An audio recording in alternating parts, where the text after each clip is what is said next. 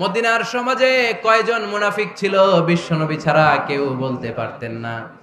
বিশ্বনবী কোন সাহাবীকে মুনাফিকদের লিস্ট দিয়ে যান নাই, একজন সাহাবী ছাড়া। দেখি কেউ বলতে পারেন কিনা ওই সাহাবীর নাম? হুযায়ফা ইবনুল ইয়ামান রাদিয়াল্লাহু তাআলা আনহু। উনাকে বলা হতো সাহিবু সিররি রাসূলিল্লাহ, আল্লাহ রাসূল সাল্লাল্লাহু আলাইহি ওয়াসাল্লামের গোপন তথ্যের ধারক বাহক।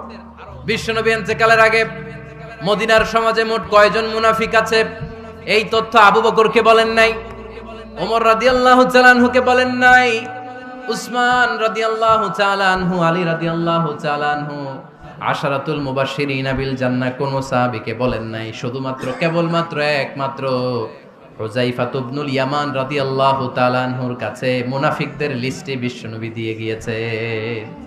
সুবহানাল্লাহ পড়ে। মদিনায় কারা কারা মুনাফিক কেউ জানতো না হুযায়ফা ছাড়া। কে ছাড়া? নামটা আজকে মুখস্থ করেন, যাতে অন্য কোনো ওয়াজে কেউ জিজ্ঞেস করলে বলতে পারেন। মুনাফিকদের লিস্ট যে সাহাবীর কাছে বিশ্বনবী দিয়ে গিয়েছিলেন, সাহাবীর নাম ওমর ফারুক। একদিন হুযায়ফা রাদিয়াল্লাহু তাআলা আনহুর কাছে গেলেন, যে বললেন, হুযায়ফা, বিশ্বনবী ইন্তেকালের আগে মুনাফিকদের নামের লিস্টটা কারো কাছে দেয় নাই, আমার জানা নাই, সাইয়েদনা আবু বকরের জানা নাই, কোন সাহাবীর জানা নাই, তুমি ছাড়া। আমি তোমার কাছে জানতে চাই, আমি ওমরের নামটা ওই মুনাফিকদের খাতায় আছে কিনা আমার একটু বলো। আমার ওমরের নামটা ওই মুনাফিকদের লিস্টিতে একটু আছে কিনা, নামটা একটু বলো। যদি থাকে আমি ভালো হয়ে যাব, আমি নেফাকি দূর করে পাক্কা মুমিন হতে চাই। আমার নাম যদি মুনাফিকের লিস্টে থাকে আমি তো শেষ। হুযায়ফা চোখের পানি ছেড়ে দিয়ে বলে, আমিরুল মুমিনিন, কেমন প্রশ্ন করলেন আপনি? আপনি বিশ্বনবীর শ্বশুর, এই উম্মতে আপনার পজিশন 3 নাম্বার। আপনারে মুনাফিকরা ভয় পায়, শয়তান আপনারে ভয় পায়। আপনি জান্নাতে সব বয়স্ক লোকদেরকে নিয়ে জান্নাতের মধ্যে আগে আগে ঢুকবেন, কেমন করে মুনাফিকদের কাতারে আপনার নাম থাকতে পারে ওমর? সুবহানাল্লাহ পড়ে। কি বিনয়ী, কি তাকওয়া! হুযায়ফাকে যে ধরতেন, হুযায়ফা একটু বলো না আমার নামটা মুনাফিকদের লিস্টিতে আছে কিনা। ওমরে ফারুকের যদি এই টেনশন থাকে যে আমি মুনাফিক হয়ে গেলাম কিনা, আমাদের এই টেনশন থাকার দরকার আছে না নাই? হ্যাঁ, যেন সব সময় আল্লাহর কাছে দোয়া করতে হবে, আল্লাহ তুমি নেফাকি থেকে আমাদেরকে বাঁচাও। আরো জোরে পড়েন আমিন। ওমরে ফারুক রাদিয়াল্লাহু তাআলা আনহু আমাদের সুপার হিরো, আমাদের সবাই বলেন আমাদের।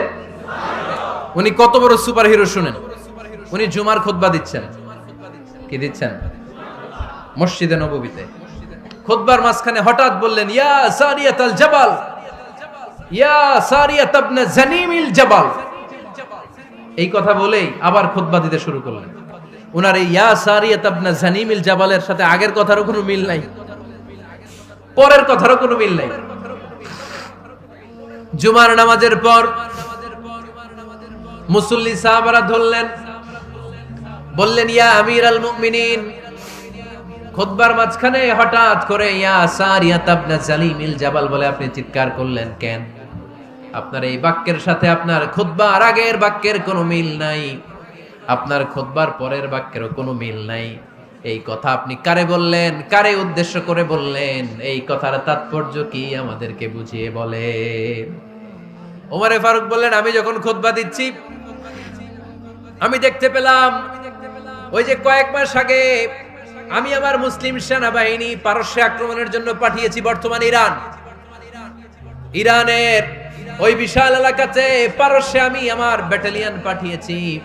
আমি হঠাৎ করে দেখতে পেলাম আমার মুসলিম বাহিনীর সেনাপতি যুদ্ধের এক পর্যায়ে তার ডানে আছে উপত্যকা, বায়ে আছে পাহাড়, সে পাহাড়ি রাস্তা ছেড়ে দিয়ে উপত্যকার দিকে যেতে শুরু করেছে। আমি দেখতে পেলাম আমার মুসলিম বাহিনী যদি উপত্যকার দিকে ছুটে বেড়ায়, কাফির মুশরিকরা আমার মুসলিম বাহিনীকে কচুকাটা করে ফেলবে। তাই আমি এখান থেকে তাদেরকে কমান্ড দিয়ে বলেছি, ইয়া সারিয়াতাল জাবাল, উপত্যকার দিকে নয় পাহাড়ের দিকে যাও, তাহলেই তোমাদের বিজয় নিশ্চিত হয়ে যাবে। উপত্যকার দিকে যেও না, ইলাল জাবাল, ইলা সারিয়াতিল জাবাল, পাহাড়ের দিকে ছোট। সাহাবারা অবাক, ঘটনা কি? উনি বসে আছেন মদিনায় মসজিদে নববীর মিম্বারে দাঁড়িয়ে, উনি যদি ইয়া সারিয়াতাল জাবাল বলে, এটা কি ইরানে যাবে নাকি? ও মিয়া, তখনকার সময়ে বর্তমানের মতো মোবাইল ছিল নাকি? ইন্টারনেট ছিল নাকি? কিছু ছিল? খালি মুখে আমি যদি বলি ইয়া সারিয়াতাল জাবাল, এটা ইরানে যাবে, ইন্ডিয়া যাবে, ঢাকায় তো যাবে না, ফরিদপুর শহরেই তো বসবে না, ঠিক কিনা? কিন্তু এটা আমিরুল মুমিনিন বিশ্বাসী সাহাবারা বিশ্বাস করে নিল। কিছু মুনাফিক ছিল, এরা কয় না ঝামেলাস, এটা তো সম্ভব না। এক কাজ করি, এই সেনাপতি যখন বিজয়ী বেশে মদিনায় ফিরে আসবে আর আমরা ধরবো। এরা দিন গুনতে লাগলো, এই সেনাপতি মুসলিম বাহিনী নিয়ে পারস্য জয় করে কবে ফিরে আসবে। এই মুনাফিকের দলগুলো কখনো সেনাবাহিনীকে অভ্যর্থনা জানাতে যেত না, কিন্তু এইবার সবার আগে মদিনার উপকণ্ঠে যে সেনাপতিদেরকে অভ্যর্থনা জানানোর জন্য ফুল নিয়ে রেডি, ফুল নিয়ে দাঁড়ায়। সেনাপতি ঢুকার সাথে সাথে ধরছে, এই সেনাপতি কোত্থেকে আসছে? কয় পারস্য জয় করে আসছে। কয় এমন এমন দিন, জুমার দিন দুপুর বেলা যুদ্ধের মাঝখানে আমিরুল মুমিনিনের কণ্ঠের কোন কথাবার্তা শুনছো নাকি? সেনাপতি অবাক, কয় তোমরা জানলা কেমনে? শুনছি তো। সুবহানাল্লাহ পড়বেন না? আমরা যুদ্ধে একটা ভয়ঙ্কর অবস্থার মধ্যে ছিলাম, পেছন থেকে শত্রু আমাদেরকে আক্রমণ করতে শুরু করে দিল। ডানে যাব না বায়ে যাব, সামনে যাব নাকি পেছনে যাব, রাস্তা খুঁজে পাচ্ছি না। ডান দিকে ছিল আমাদের উপত্যকার রাস্তা, বাঁ দিকে ছিল পাহাড়ি পথ। আমরা সোজা পথ হবে মনে করে উপত্যকার দিকে ছুটতে আরম্ভ করলাম। হঠাৎ করে আমিরুল মুমিনিনের কণ্ঠ বজ্র কণ্ঠে আমার কানের মধ্যে ভেসে আসলো। আমার মনে হলো আমিরুল মুমিনিন কেমন যেন আমাকে কমান্ড দিচ্ছেন আর বলছেন, ইয়া সারিয়াতাল জাবাল, ডান দিকে উপত্যকার পথে নয়, তাড়াতাড়ি পাহাড়ের দিকে সৈন্যবাহিনী নিয়ে উঠে যা। পাহাড়ের দিকে, ডানে না, this is wrong track and this is the right track. ওই দিন যদি ওমরে ফারুকের ওই গাইডলাইন, আমিরুল মুমিনিনের কমান্ড যদি আমি না শুনতাম, আজকে বিজয়ের বেশে ফিরতেও পারতাম না, আমাদের চেহারাও তোমরা দেখতে পেতে না। ওমরে ফারুকের ওই কমান্ড, ওই গাইডলাইন অদৃশ্য থেকে শোনার কারণে ওই পারস্যের মধ্যে আমাদেরকে সেই যুদ্ধে বিজয় দান করেছে কে? দিস ইজ ওমরে ফারুক। বিশ্বনবী বলছেন, ওমর মা লাকিয়াকা শাইতানু সালিকান ফাজ্জান ইল্লা সালাকা ফাজ্জান গায়রা ফাজ্জিক। ওমর, শয়তান ইবলিস যদি তোমারে কোনো রাস্তা দিয়ে হাঁটতে দেখে, শয়তান ওই রাস্তা রেখে দিয়ে অন্য রাস্তা দিয়ে হাঁটে। সুবহানাল্লাহ বাড়িতে যায় বললেন। কে বলতেছে? বিশ্বনবী। কার ব্যাপারে? ওমরে ফারুকের ব্যাপারে। শয়তান যদি দেখে যে ওমরে ফারুক এই রাস্তা দিয়ে হাঁটতেছে, শয়তান ওই রাস্তা রেখে দিয়ে অন্য রাস্তা দিয়ে হাঁটে। সুবহানাল্লাহ পড়েন। শুধু তাই না, আমাদের আম্মাজান বিষ্ণু ইসা ইসলামের স্ত্রীরাও ওমরে ফারুককে ভয় পেতেন। সুবহানাল্লাহ কইবেন না? মাঝে মাঝে বিষ্ণু ইসা ইসলামের সাথে আম্মাজান আয়েশার ঝগড়া হতো, হতো না? আপনাদের ফ্যামিলিতে ঝগড়া হয়? হয় না? হয় না? কার কার দেখি? ওরে আল্লাহ, অনেক আল্লাহর ওলি আছে তো এই জায়গায়। ঝগড়া হয় না? কি কথা কয় ঝগড়া হয় না বলে? বিশ্বনবীর ফ্যামিলিতে ঝগড়া হয়, আপনার ফ্যামিলিতে হয় না?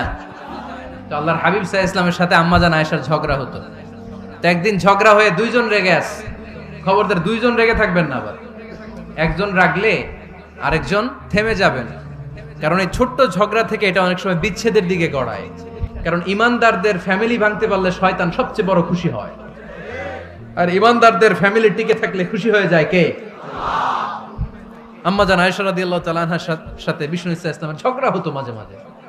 তো একবার ঝগড়া হলো, বিষ্ণু ইসা ইসলামের রাগ, আম্মাজান আয়েশাও রাগ। তো বিষ্ণুই বললেন, আয়েশা ঝগড়া করে আর কতক্ষণ থাকবো, আসো মিটমাট করি। আয়েশা রাদিয়াল্লাহু বললেন, ঠিক আছে মিটমাট করব। তো বিষ্ণু ইসা ইসলাম বললেন, মিটমাটের জন্য কারে ডাকবো? ওমরে ডাকি। কয় না, ওমরে না, ওমর গালিজ, ওমর অনেক রাগে, আমার ডর লাগে। কয় তাহলে তোমার আব্বারে ডাকি। কয় ডাকেন। কি খুশি! মেয়েদের মধ্যে অভ্যাসটা আছে না নাই? তাহলে তোমার আব্বারে ডাকি, ডাকেন। ডেকে নিয়ে আসা হলো। আবু বকর রাদিয়াল্লাহু তাআলা আনহু দাঁড়ালেন, আম্মাজান আয়েশা দাঁড়ালেন, বিশ্বনবীও দাঁড়ালেন। বিশ্বনবী বললেন, আয়েশা তোমার আব্বা আসছে, এবার ঘটনা খুলে বলার পালা, তুমি বলবা নাকি আমি বলবো? আম্মাজান আয়েশা বললেন, আপনি বলেন, তবে ওয়ালা তাকুল ইল্লা হাক্কান, যেটা ঘটছে ওইটাই বললেন, মিথ্যা কথা কইেন না। আবু বকর রাদিয়াল্লাহু তাআলা আনহু রেগে মেগে আগুন। কি এই কথা তুমি কেমন করে বলো? বিশ্বনবী কি মিথ্যা কথা কখনো বলবে? রেগে মেগে দিলেন মেয়ের গালে এক চড়। বানিয়ে বলতেছি না, মুসনাদ আহমদ ইবনে হাম্বলের হাদিস। বাবার হাতের থাপ্পড়কে আম্মাজান আয়েশা উল্টে বললেন। সাইয়েদনা আবু বকর রাগে গড়গড় করছেন, আবার মারার জন্য তেড়ে গেলেন। এবার বাঁচার জন্য আম্মা জান আয়েশা বিশ্বনবীর পিছনে যে আশ্রয় নিলেন, বিশ্বনবী বাঁচানোর জন্য দুই হাত মেলে দাঁড়িয়ে গেলেন। পড়েন সুবহানাল্লাহ। বিশ্বনবী যখন দুই হাত মেলে দাঁড়িয়ে গেলেন, সাইয়েদনা আবু বকর রাদিয়াল্লাহু আনহু থেমে গেলেন। সাইয়েদনা আবু বকর রাদিয়াল্লাহু তাআলা আনহু ঘর থেকে বের হয়ে বারান্দায় দাঁড়ালেন। পড়েন সুবহানাল্লাহ। এবার বিশ্বনবী আম্মা জান আয়েশার কাছে যেয়ে বলেন, ইয়া আয়েশা কাইফা রাআইতিনি আনকাসতুকি মিনার রাজুল, দেখছো কেমনে বাঁচাইলাম? আমি না থাকলে ভর্তা বানাই ফেলতো আজকে। আমি বাঁচাইছি তোমারে, আমি আমার লগে ঝগড়া করো তুমি। লজ্জায় পড়ে আম্মা জান আয়েশা খিলখিল করে হেসে দিলেন, বিশ্বনবীও হেসে দিলেন। দুইজনের হাসির মধুর আওয়াজ শুনে সাইয়েদনা আবু বকর বাইরে থেকে অবাক, কিরে এতক্ষণ না ঝড় তুফান, এখন দেখি হাসি। সালাম দিয়ে অনুমতি নিয়ে ভিতরে ঢুকলেন। ঢুকে দেখেন আম্মা জান আয়েশাও হাসে, বিশ্বনবীও হাসে। এ হাসি দেখে আবু বকর রাদিয়াল্লাহু আনহু হেসে দিলেন। আরশের উপর থেকে খুশি হয়ে গেলেন কে? এবার সাইয়েদনা আবু বকর রাদিয়াল্লাহু তাআলা আনহু বললেন, ইয়া রাসূলুল্লাহ আশরিকানি ফি সিলমিকুমা কামা আশরাকতুমানি ফি হারবিকুমা। ও নবী, যুদ্ধ লাগলে, দুইজন যুদ্ধ লাগলে মীমাংসার জন্য যেমনি আমারে ডাকেন, এরকম হাসি আর আনন্দের মুহূর্তেও আমারে একটু ডাইকেন। আশরিকানি ফি সিলমিকুমা কামা আশরাকতুমানি ফি হারবিকুমা। নবী, আপনাদের মধ্যে ঝগড়া লাগলে সন্ধি করার জন্য আমারে যেমনি ডাকেন, আপনাদের হাসি খুশি আনন্দ খুনসুটি এই মজাদার মুহূর্তগুলোতে আমারে বঞ্চিত রাখেন না, আমার একটু ডাইকেন। সুবহানাল্লাহ পড়েন। এই মুসনাদে আহমদ ইবনে হাম্বলের হাদিস শোনার উদ্দেশ্য হচ্ছে, বিশ্বনবী প্রথমে ওমর ফারুকের নাম বলেছিলেন। সাইয়েদনা আয়েশা বলে, না আমি ডরাই। হাইবাত, দিস ইজ কল্ড হাইবাত ওমর। একবার বিশ্বনবীর সব বিবিরা ধরলেন, ও নবী আমাদেরকে এটা দেন, ওইটা দেন, ঘরে এটা নাই, ওইটা নাই, ওইটা নাই। বিশ্বনবীকে, আমার কাছে কিচ্ছু নাই, যদি এমনি আমার বউ হয়ে থাকতে চাও থাকো, তাহলে যা, তা না হলে যা লাগবে কিনে দেব, সাথে সাথে তালাকও দিয়ে দিব। কিছু দিতে পারবো না, আমার নাই তো, সামর্থ্য নাই। কিন্তু বিবিরাও ছাড়া না, এটা দেন ওইটা দেন। বিশ্বনবী রহমতের নবী, বিবিদেরকে বুঝাতেও পারেন না। বিবিরা আবদার করতেছে, নবী এটা লাগবে, ওইটা লাগবে। ইন দ্য মিন টাইম বিশ্বনবী একজনের সালাম শুনতে পেলেন। কে যেন দরজায় দাঁড়িয়ে বলতেছে, আসসালামু আলাইকুম। বিশ্বনবী দরজার দিকে তাকালেন, তাকিয়ে বললেন, ওয়া আলাইকুমুস সালাম। আর বুঝতে পারলেন এটা আমার ওমরের সালাম। সালাম দেওয়ার পরে বিবিদের দিকে তাকায় দেখে একজন বিবিও নাই, সব অন্দর মহলের ভিতরে দৌড়। সুবহানাল্লাহ পড়তে পারলেন না? This is our super hero Omar. এরকম ওমর একটা লাগবে, চিল্লায় বলেন কয়টা?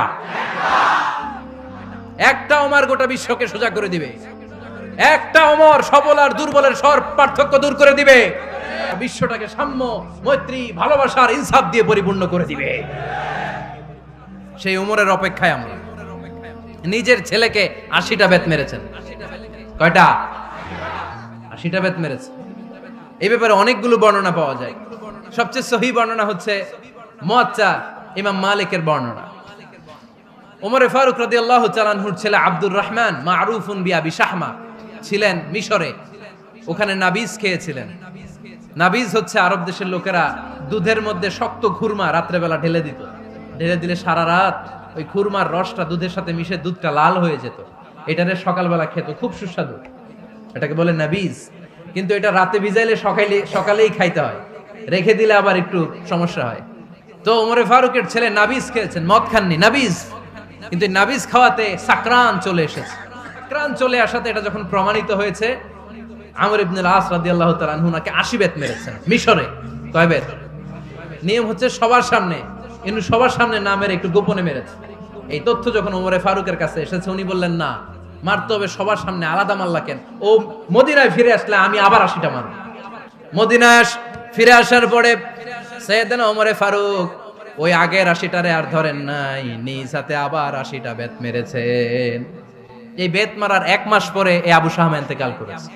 অনেক ঐতিহাসিক বলে এই বেতের আঘাতে মরেছে, কেউ কেউ বলেছে নিজের রোগের কারণে মরেছে। কিন্তু দিস ইজ দ্য ইনসাফ সিস্টেম অফ ওমর। নিজের ছেলে বলে ছেড়ে দেয় নাই। এখন নিজের ছেলে হইলে 7 খুন মাফ, নেতার ছেলে হইলে 10 খুন মাফ, এলাকার মোড়লের ছেলে হইলে 10 খুন মাফ। নো পার্সিয়ালিটি ইন ইসলাম। ইসলামে পার্সিয়ালিটি নাই। আপনি নেতার ছেলে হন, আপনি বিজনেস ম্যাগনেটের ছেলে হন, আপনি যেই হন না কেন, ইসলামের দৃষ্টিতে সবাই সমান। চিল্লায় বলেন ঠিক কিনা? বানু মখজুমিয়া গোত্রের এক নারী চুরিতে ধরা পড়ল। সাহাবারা বললেন, নবী, মদিনার সবচেয়ে ভেরি প্রেস্টিজিয়াস এন্ড ডিগনিফাইড ফ্যামিলির মেয়ে, আপনি হাত কাইটেন না। কারণ ইসলামের নিয়ম চুরি করলে কি কেটে দাও? বিষ্ণু বললেন, বলো কি? হাত না কাটার জন্য তোমরা আমাকে রেকমেন্ড করছো? এটা আল্লাহর আইন, পৃথিবীর কেউ রেকমেন্ড করলো শোনার ক্ষমতা আমার নাই। আইনটা দিয়েছে কে? আরে বনু মাকসুমিয়া মেয়ে তো দূরের কথা, আমার কলিজার টুকরা ফাতেমাও যদি আজ চুরিতে ধরা পড়তো, তার হাত কেটে দিতে আমি 1 মিনিটও দেরি করতাম না। দিস ইজ ইসলাম। এই হচ্ছে ওমরে ফারুকের মানাকিব। এরকম ওমরে ফারুক কয়টা লাগবে? একটা লাগবে। এই সাইয়েদনা ওমরে ফারুক মদিনার প্রথম চিফ জাস্টিস ছিলেন। সর্বপ্রথম উনার পরামর্শে সাইয়েদনা আবু বকর রাদিয়াল্লাহু তাআলা আনহু কোরআনকে সংকলন করেছেন। আমরা এই যে কোরআন পড়ি 30 পারা, এমদাদিয়া লাইব্রেরির 114টা সূরা, কত সুন্দর সন্নিবেশ করা হয়েছে, এখানে সাজানো হয়েছে। আল্লাহর হাবিব সাল্লাল্লাহু আলাইহি ওয়াসাল্লামের সময় কি এরকম কোরআন ছিল নাকি? ছিল? খেজুর পাতার মধ্যে, গাছের বাকলের মধ্যে, ওটের বড় হাড্ডির মধ্যে আর পাথরের মধ্যে খোদাই করা কোরআন ছিল। সাইয়েদনা আবু বকরের সময় রাদিয়াল্লাহু তাআলা আনহুর সময় যুদ্ধ হলো, 70 জন হাফেজ সাহাবী ইন্তেকাল করলেন। সাইয়েদনা আবু বকর রাদিয়াল্লাহু তাআলা আনহুকে ডেকে ওমরে ফারুক বললেন, ও আবু বকর, এইভাবে হাফেজে কোরআন সাহাবীরা যদি দুনিয়া থেকে বিদায় হয়ে যায়, আল্লাহর কোরআনও তো বিদায় হয়ে যাবে। আমার পরামর্শ হলো আপনি সব বয়োজ্যেষ্ঠ সাহাবীদেরকে একসাথে করে কোরআনের সব কাগজগুলোকে একসাথে করে একটা নির্ধারিত কপির মধ্যে কোরআনকে সংকলন করে ফেলেন। সাইয়েদনা আবু বকর বললেন, যেটা আমার নবী করে না, এটা আমি কেমনে করি? কিন্তু ওমরে ফারুক নাছরবান্দা বলে না, এটা করলে কোনো খারাপ হবে না, ভালোই হবে। মুসলিম উম্মার জন্য এক জায়গায় কোরআন সন্নিবেশিত থাকবে, আপনি করেন। সাইয়েদনা আবু বকর রাজি হয় না, ওমরে ফারুকও ছাড়ে না। ওমরে ফারুক বলতে বলতে এমন ভাবে সাইয়েদনা আবু বকর রাদিয়াল্লাহু তাআলা আনহুকে ধরলেন, সব শেষে সাইয়েদনা আবু বকর ওমরে ফারুকের কথায় কোরআন সংকলনে রাজি হয়ে গেলেন। পড়েন সুবহানাল্লাহ। উনি বললেন, ওমর যখন আমাকে বারবার বুঝাতে লাগলো, আল্লাহ তাআলা আমার হৃদয়টা ওমরের কথা শোনার জন্য খুলে দিলেন। আল্লাহ তাআলা কেমন যেন আমাকে ইলহাম করলেন, আবু বকর করো, এই কাজের মধ্য দিয়ে আমি আমার কোরআনকে গোটা বিশ্বে জীবিত রেখে দেব। This is Umar. এই যে আমরা হিজরি সনের যে আমরা গণনা করি, এই হিজরি সনের প্রবর্তক হচ্ছে সাইয়েদনা ওমরে ফারুক। সাইয়েদনা ওমরে ফারুক এই হিজরি সনের গণনা শুরু করেছেন। সাহাবারা বলল, আমিরুল মুমিনিন, খ্রিস্টানদের ঈসাই সন আছে, আমাদের মুসলমানদের কোনো সন নাই। আমাদের একটা সন থাকলে আমাদের জিজিয়া নিতে, আমাদের যাকাতের টাকা উত্তোলন করতে অনেক সুবিধা হবে। ওমর ফারুক বললেন, তাহলে কোন সালকে হিজরি, কোন সালকে মুসলিম সাল হিসেবে আমরা ঘোষণা দিতে পারি? একজন বলল, আমার নবী যেই সালে জন্মগ্রহণ করেছেন ওই সালে। ওমর ফারুক বললেন, না, আমার নবীর জন্ম আমাদের জন্য খুশির দিন, কিন্তু এটা আমাদের জন্য প্রেরণা নয়। প্রেরণা নবীর কাজে, ঠিক কিনা? আরো কিছু সাহাবারা বলল, তাহলে যেই সালে আমার নবী ইন্তেকাল করেছে ওইটারে প্রথম সাল ধরেন। ওমর ফারুক বললেন, না, যেদিন তিনি ইন্তেকাল করেছেন এটা আমাদের দুঃখের দিন, এটা আমাদের প্রেরণা নয়। আমাদের প্রেরণা হচ্ছে বিশ্বনবীর ত্যাগ, তিতিক্ষা আর কাজের মধ্য দিয়ে। জোরে কোন ঠিক কিনা? ওমর ফারুক বললেন, যেদিন বিশ্বনবী ইসলাম রক্ষায় নিজের মাতৃভূমি ছেড়ে মক্কা থেকে মদিনায় গিয়েছেন, ওই দিনটাকে হিজরি প্রথম দিন ধরে আমরা হিজরি সাল গণনা করে শুরু করে দিব। ওইটাই হচ্ছে হিজরি সন। সেখান থেকে হিজরি সনের প্রবর্তন করেছেন সাইয়েদনা ওমর ফারুক রাদিয়াল্লাহু তাআলা আনহু। এই যে স্টেট গভর্নমেন্ট, এই যে প্রিজন, জেলখানা, ক্যান্টনমেন্ট, সচিবালয়, গণভবন, বঙ্গভবন, মুক্তিযোদ্ধাদের ভাতা, রাষ্ট্রীয় ভাতা, এই সব নিয়ম কানুন সাইয়েদনা ওমর ফারুক তার রাষ্ট্রীয় আমলে তিনি নিজে করেছেন। চিল্লায় পড়েন আল্লাহু আকবার। মুসলমানদের আলাদা কারেন্সি, নিজস্ব মুদ্রা ব্যবস্থা নিজে চালু করেছেন। সৈনিকদের মধ্যে যারা বিবাহিত, প্রতি 6 মাস অন্তর অন্তর 1 মাসের ছুটি কাটাতে তারা ফিরে আসবে, সাইয়েদনা ওমর ফারুক চালু করেছেন। চিল্লায় আওয়াজ করে পড়েন আল্লাহু আকবার। এই যে আমরা 20 রাকাত সালাতুত তারাবি পড়ি রমাদানে, করেন না আপনারা? এটা সাইয়েদনা ওমর ফারুক চালু করেছে। সুবহানাল্লাহ পড়তে পারলেন না? কোরআনে মোট 22টা আয়াত আছে যেখানে সাহাবারা ইনডিসিশনে ভুগছিলেন। বিশ্বনবীর মত একটা, ওমর ফারুকের মত আর একটা। এই 22 জায়গায় আল্লাহ তাআলা বিশ্বনবীর মতের পক্ষে আয়াত নাজিল না করে ওমর ফারুকের মতের পক্ষে কোরআনের আয়াত নাজিল করেছেন। আওয়াজ করে পড়েন আল্লাহু আকবার। সাইয়েদনা ওমর ফারুক। আমরা সাহাবীদের জীবন চরিত পড়তে চাই না, কত যে অনুপ্রেরণামূলক দৃষ্টান্ত সাইয়েদনা ওমর ফারুক আমাদের জন্য রেখে গিয়েছেন। ওমর ফারুক যখন খলিফা, দিনের বেলায় যদি রাষ্ট্রে কোনো নিয়ম জারি করতেন, দিনের বেলায় জনগণকে কোনো বিষয়ে যদি নিষেধ করতেন, রাত্রে বেলায় খাওয়ার সময় ফ্যামিলি মেম্বারদের সবাইকে বলতেন, এই দিনের বেলা আমি জনগণকে এই কাজ করতে নিষেধ করেছি, তোমরা আমার ফ্যামিলি মেম্বার, খবরদার তোমরা এই কাজ করো না। জনগণ করলে যতটুকু শাস্তি, তোরা করলে পাবি ডবল শাস্তি। সুবহানাল্লাহ কইবেন না? তারা ওই বাড়ির বিচার করে, ওই বাড়ির মাইয়ার বিচার, ওই বাড়ির পোলার বিচার, নিজের পোলা গাঞ্জা টানে আছে না নাই? নিজের মেয়ে অপরাধ করে আছে না নাই? কি নেতা ছিলেন ওমরে ফারুক! আগে নিজের ঘর সামলিয়েছেন, আগে নিজেকে সামলিয়েছেন, নিজের ঘর ঠিক করেছেন। বলেছেন জনগণ করলে যত ব্যাদ, তোরা করলে double bad. This is call leader, ঠিক কি না? এক বাবা এসে বললেন, ওমরে ফারুক আমার ছেলে কথা শোনে না, বেয়াদব। ওমরে ফারুক ছেলেরে ডাকলেন, বাবা তুমি তোমার আব্বাজানের কথা শোনো না, এটা তো কবিরা গুনাহ। ছেলে বলে, ওমরে ফারুক সব দায় দায়িত্ব আল্লাহ ছেলে মেয়েদেরকে দিয়েছে, বাবা মাকে কোনো দায়িত্ব দেয়নি। ওমরে ফারুক বললেন, অবশ্যই দায়িত্ব দিয়েছে। তাহলে বলেন আমার বাবার দায়িত্ব কি? উনি বললেন, প্রাইমারিলি প্রথমত 3 দায়িত্ব। আইয়ান তাকিয়া উম্মা, পৃথিবীর প্রতিটি বাবার উচিত ছেলেদের মেয়েদের জন্য ভালো মায়ের ব্যবস্থা করা।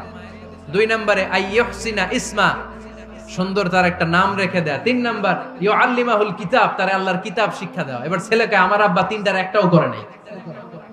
এবার ওমরে ফারুক রেগে গেলেন, বাবার কাঁধে ধরলেন, বললেন তুই ছেলের জন্য বিচার নিয়ে আসলি, তোর 3টা দায়িত্বের একটাও তুই পালন করিস নাই। ছেলে বলে, আমিরুল মুমিনিন, আমার মা নর্তকী, আমার মা মাজুসি, আমার মায়ের মধ্যে কোনো আদব কাদব নাই, সুন্দরী দেখে আমার মারে বাবা বিয়ে করছে, আমার মায়ের কাছ থেকে জীবনে কিছু শিখি নাই। 2 নাম্বার সাম্মানি খানফাসা, আমার বাবা আমার নাম রেখেছে চামচিকা। কি নাম রাখছে? এটার নাম হইলো একটা, এরকম উল্টাপাল্টা নাম আছে না নাই? না, এগুলো রাখবেন না। আব্দুল্লাহ রাখবেন, আব্দুর রহমান রাখবেন। আরেকটা কি বলছি আজকে? হুযায়ফা রেখে দিয়েন, পারবেন? ওয়ালাম ইউআল্লিমনি হারফাম মিন কিতাবিল্লাহ, আমিরুল মুমিনিন। শুধু তাই না, আল্লাহর কোরআনের একটা অক্ষর আমার বাবা কোনোদিন আমারে শিক্ষা দেয় নাই। ওমর ফারুক রেগে গেলেন, এবার বাবার কান্দে ধইরা মারতে শুরু করলেন। তুই পোলার নামে বিচার নিয়ে আইছিস, তোরে মার দিমু আগে। এরকম নেতার দরকার আছে না নাই? একটা আমল লাগবে, বেশি না। কয়টা লাগবে? তিনি গভর্নর সিস্টেম চালু করেছিলেন, governor system, Islamic state. Bahrain, Yemen, মিসর, কুফা, বসরা, মক্কা, মদিনা, এই 7 জায়গায় 7 জন গভর্নর পাঠিয়েছেন। তাদের থেকে তথ্য নিতেন। এই গভর্নর সিস্টেম উনি বানিয়েছেন। সাইয়েদনা আমর ইবনে আল-আস রাদিয়াল্লাহু তাআলা আনহুকে পাঠিয়েছেন মিশরে। মিশরে একটা দৌড় প্রতিযোগিতা হতো। ওই দৌড় প্রতিযোগিতায় আমর ইবনে আল-আস রাদিয়াল্লাহু তাআলা আনহুর ছেলে অংশগ্রহণ করেছে, কিন্তু এক মিশরি ওই দৌড় প্রতিযোগিতায় চ্যাম্পিয়ন হয়ে গেছে। রানার্স আপ হয়েছে আমর ইবনে আল-আসের ছেলে। এবার মিশরি ফার্স্ট আর গভর্নরের ছেলে সেকেন্ড। রাগের চোটে আমর ইবনে আল-আসের ছেলে ওই মিশরির মাথার মধ্যে কয়েকটা বাড়ি মেরেছে। মিশরি বলে, আমার মাল্লা কেন? তুমি খেলাই পারো না, আমারে মাল্লা কেন? কয়, আনা ইবনুল আকরামিন, আমি গভর্নরের পোলা, আমি যা বলবো এটাই হবে, আমার উপরে কথা নাই। মিশরি ওইখানে আর ঝগড়া বাঁধায় নাই, মনে দুঃখ নিয়ে মদিনায় চলে আসলেন। এসে বললেন, আমিরুল মুমিনিন, আপনি আমর ইবনুল আস রাদিয়াল্লাহু তাআলা আনহুকে মিশরের গভর্নর বানিয়ে পাঠিয়েছেন। একটা প্রতিযোগিতায় আমি চ্যাম্পিয়ন হয়েছি, ওনার ছেলে হয়েছে রানার আপ।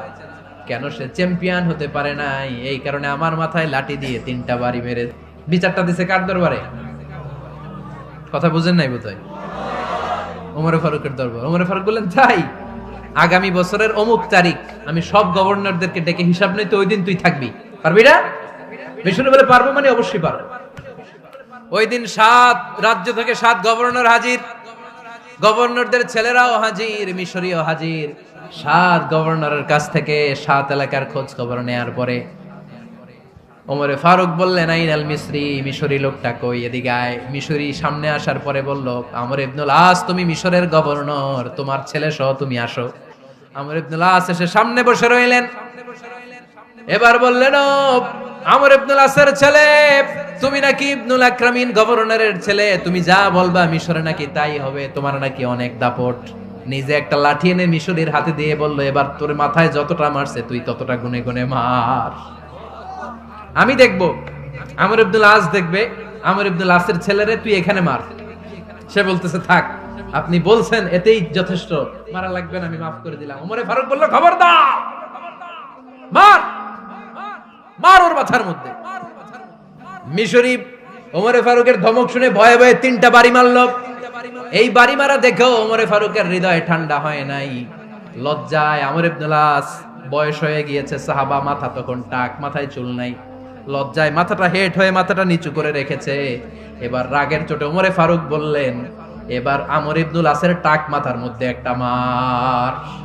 মা কেন ছেলেকে শিক্ষা দিতে পারে নাই? ইয়া আমর ইবনুল আস, জাআলতুমুন নাস আবিদা, তোমরা কখন মিশরীদেরকে নিজেদের দাস বানায় নিলা? ওয়াকাদ ওয়ালাদাতুম উম্মুহুম আহরারা, আর ওদের মায়েরা তো ওদেরকে স্বাধীন সন্তান হিসেবে প্রসব করেছে।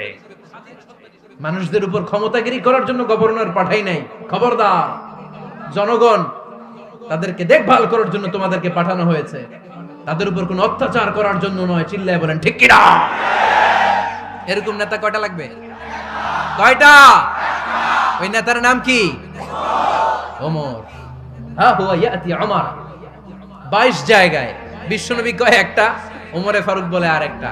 আল্লাহ বলে বিশ্বনবী আপনার পক্ষে আমি আয়াত নাজিল করতে পারলাম না, আমি ওমরের পক্ষে নাজিল করে দিলাম। বিশ্বনবী বলতেন ইন্নালি কুল্লি উম্মাতিন মুহাদ্দাস, সব উম্মতের মধ্যে, সব নবীর উম্মতের মধ্য থেকে একজন করে আল্লাহ তাকে মুহাদ্দিস বানাতো। মুহাদ্দিস না মুহাদ্দাস। মুহাদ্দাস মানে এমন লোক যিনি যা ভাবতো ওই ভাবনাটাই আল্লাহ আয়াত হিসেবে নাজিল করে দিতেন। বিশ্বনবী বলেন আমার উম্মতের মধ্যে মুহাদ্দাস হচ্ছে সাইয়েদনা ওমর। মদিনার সবচেয়ে বড় মুনাফিকের নাম আব্দুল্লাহ ইবনে উবাই ইবনে সালুল, সব মুনাফিকদের সরদার। কিন্তু এই মুনাফিকের ছেলেটা হলো পাক্কা ইমানদার। এই ছেলের নাম হলো আব্দুল্লাহ। আওয়াজ করে বলেন ছেলের নাম কি? আব্দুল্লাহ ইবনে উবাই ইবনে সালুল। মুনাফিক সরদার যখন ইন্তেকাল করলো, সাইয়েদনা আব্দুল্লাহ রাদিয়াল্লাহু তাআলা আনহু বিশ্বনবীর কাছে এসে চোখের পানি ছেড়ে ডেকে বলে, নবী আপনিও জানেন আমিও জানি, মদিনার সবাই জানে আমার আব্বা মুনাফিকদের সরদার, কিন্তু আমার মন তো মানে না, আমার তো পিতা, আমার তো বাবা লাগে, আমার তো মন মানে না। আপনিও জানেন মুনাফিক, আমিও জানি মুনাফিক। নবী আপনার দরবারে কিছু আমি চাই না, আপনার গায়ের একটা জামা দেন, আপনার জামাটা পরিয়ে আমার বাবারে দাফন দিব। এর উসিলায় যদি আমার আব্বারে আল্লাহ মাফ করে দেয়, দয়ার নবী মায়ের নবী জামা খুলে দিয়ে দিলেন। পড়েন সুবহানাল্লাহ।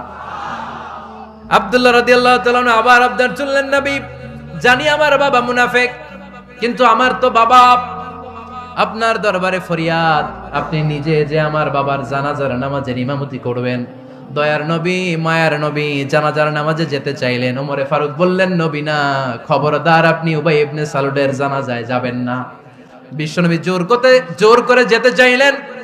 সাইয়েদনা ওমরে ফারুক বিশ্বনবীর জামা পেছন থেকে টেনে ধরলেন। আল্লাহু আকবার। টেনে ধরলেন, যাবেন না আপনি। ওমরে ফারুকের হাত থেকে হ্যাচকা টান মেরে জুব্বা টান দিয়ে বিশ্বনবী জানাজায় চলে গেলেন। রব্বুল আলামিন আয়াত নাজিল করলেন, ইস্তাগফির লাহুম আও লা তাস্তাগফির লাহুম ওয়া ইন তাস্তাগফির লাহুম ৭০ মাররাতান ফালান ইয়াগফিরাল্লাহু লাহুম। নবী গো, একবার নয়, দুইবার নয়, ৭০ বারও যদি এই মুনাফিকের জন্য আপনি ক্ষমা চান, তার জন্য ক্ষমা নাই, তার জন্য আছে জাহান্নাম। ওয়ালা তাকুম, আপনি যাবেন না আলা কবরি, কখনো তাদের জানাজায় যাবেন না। এই যে একটা ভুল করে ফেলছেন, এটা এইবারই শেষ, এরপরে আর যাবেন না। সাইয়েদনা ওমর ফারুকের পক্ষে আল্লাহ তাআলা কোরআনের আয়াত নাযিল করে দিলেন। চিল্লায় পড়েন আল্লাহু আকবার।